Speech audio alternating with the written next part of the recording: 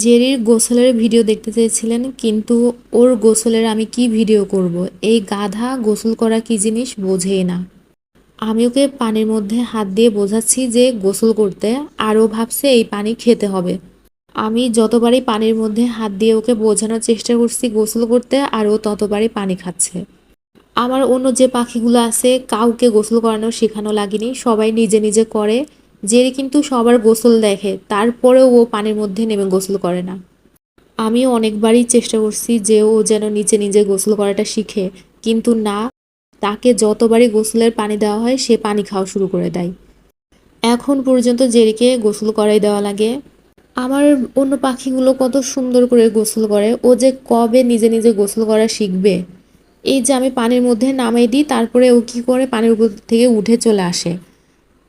Jerry কিন্তু উড়ে চলে গেল, ওকে ধরে এনে আবার পানির মধ্যে নামাই দিলাম। এবারও সে গোসল করা বুঝতেছে না। এই যে গোসল না করে আমার গায়ের উপর উঠে এসে বসছে।